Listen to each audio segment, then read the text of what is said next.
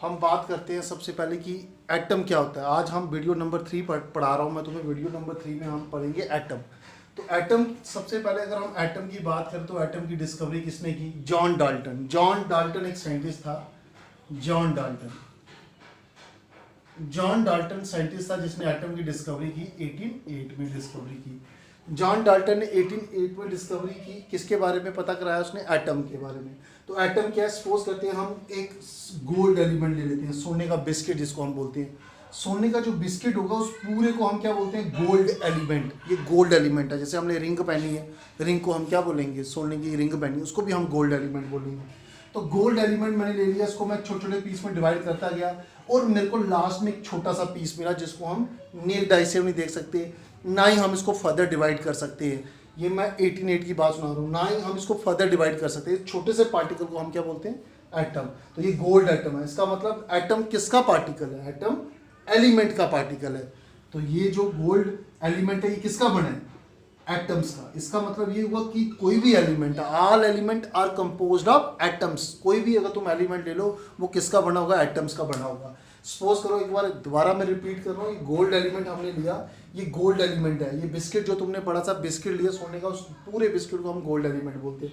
उसको हम डिवाइड करते गए और हम फाइनली ऐसी स्टेज में पहुंच गए जब हम उस छोटे से पार्टिकल को ना ही हम नेट आई से देख सकते हैं, ना ही हम उसको फर्दर डिवाइड कर सकते हैं। उस छोटे से पार्टिकल को हम क्या बोलते हैं? Gold atom.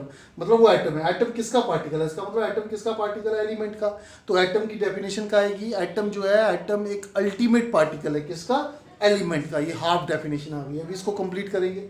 तो अगर इस एग्जांपल में क्या कहता है? If we take a piece of element say gold, अगर तुम पीस ले लेते हो किसका? गोल्ड का, and this piece can be further divided into smaller and smaller pieces. अगर तुम इस एलिमेंट को फर्दर डिवाइड करते हो किसमें? Smaller and smaller pieces, we will ultimately reach a stage, और हम ऐसी स्टेज में पहुंच जाएंगे when this smaller particle can not be further broken. हम इसको दोबारा ब्रेक नहीं कर सकते।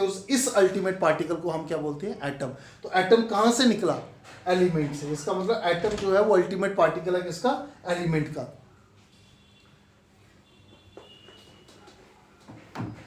अब हम एग्जांपल लेते हैं, जैसे हम सोडियम एलिमेंट ले लें। सोडियम एलिमेंट अगर हम लेते हैं तो सोडियम एलिमेंट किसका बना? ये सोडियम एलिमेंट। ये मैंने सोडियम एलिमेंट का एक पीस ले लिया मैंने सोडियम का, उसको हम सोडियम एलिमेंट बोलेंगे। तो सोडियम एलिमेंट किसका बना होगा? बड़े सारे सोडियम एटम्स का। इसका मतलब ये हुआ कि जो एलिमेंट है वो किसके बने होते हैं? एटम्स के। बड़े सारे एटम्स इसके अंदर है। इन एटम्स को हम क्या बोलेंगे? अगर सोडियम एलिमेंट है तो उसके अंदर जो एटम होंगे उनको हम सोडियम एटम बोलेंगे। ये सोडियम एटम, ये जो तुम्हें दिख रहा है इसको हम क्या बोलेंगे? Sodium atom. इसका मतलब all element are composed of atoms. इसका मतलब जितने भी एलिमेंट हैं अर्थ पे वो किसके बने हैं? जितने भी एलिमेंट अर्थ पे वो किसके बने हैं? एटम्स के बने हुए हैं। तो अब हम बात करते हैं आगे। अगर हम पीरियोडिक टेबल की बात करें, पीरियोडिक टेबल में टोटल कितने एलिमेंट है? 118 एलिमेंट्स हैं। तो उतने ही टाइप्स के एटम्स हैं। तो एटम भी कितने टाइप के होंगे? 118 टाइप्स के क्या होंगे? एटम्स होंगे।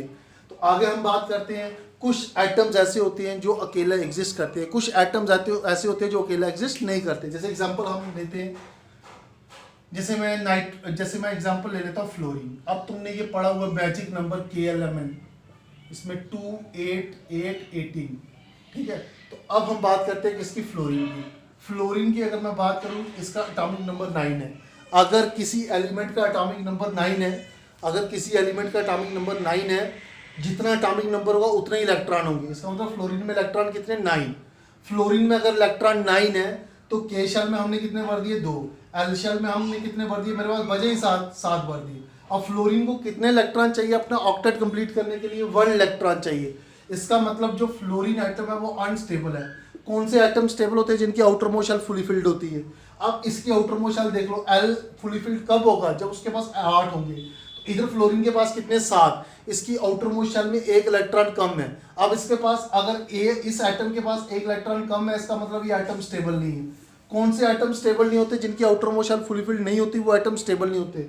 अगर ये फ्लोरीन एटम स्टेबल नहीं है तो क्या होगा अगर ये स्टेबल नहीं है? अब ये फ्लोरीन एटम अनस्टेबल है, तुम्हें पता है। ये फ्लोरीन एटम क्या करेगा? अब स्टेबिलिटी को अटेन करने की कोशिश करेगा। वो कैसे? ये फ्लोरीन एटम दूसरे फ्लोरीन एटम के साथ कंबाइन होने की कोशिश करेगा। देखो इसके पास 7 इलेक्ट्रॉन है, एक ये इससे ले लिया, अब कितने हो गए इसके पास 8 इलेक्ट्रॉन। अब ये एटम स्टेबल हो गया, अब स्टेबल हो गया। अब इसके पास कितने 2 2 4 2 6 और एक 7, इसको स्टेबिलिटी अटेन करनी है, ये एक 7 वाले से ले लेगा। इसके बाद भी कितने हो गए 8। अब ये जो बीच में शेयर पेड बना इसको ये कोवलेंट बॉन्ड बनाता है शेयर पेड। अब ये 2 इलेक्ट्रॉन जो है इनको हम शेयर पेड बोलते हैं। और अगर हम देखें तो दोनों एटम का ऑक्टेट कंप्लीट हो गया और दोनों एटम ने जुड़ के क्या बना दिया, मॉलिक्यूल बना दिया। तो ये दोनों के बीच में बन गई बॉन्ड। तो इसमें हमने क्या देखा, वो एटम जिनकी आउटर मोस्ट शेल क्या होती है, फुली फिल्ड नहीं होती है, वो एटम अनस्टेबल होते हैं, वो एटम अकेला एग्जिस्ट नहीं करते, वो इंडिपेंडेंट एग्जिस्ट नहीं करते हैं, वो एटम दूसरे एटम के साथ कंबाइन करके मॉलिक्यूल बना देते हैं। तो एक और एग्जांपल लेते हैं हम, ऑक्सीजन।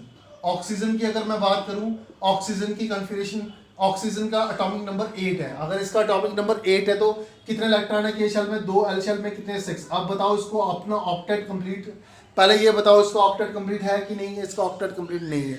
अगर इसका ऑक्टेट कंप्लीट नहीं है तो ये एटम अनस्टेबल है। अगर ये एटम अनस्टेबल है तो ये एटम एग्जिस्ट नहीं करेगा। कोई भी चीज अनस्टेबल जो होती है वो एग्जिस्ट नहीं करती। जैसे एग्जांपल लेते हैं हम चेयर।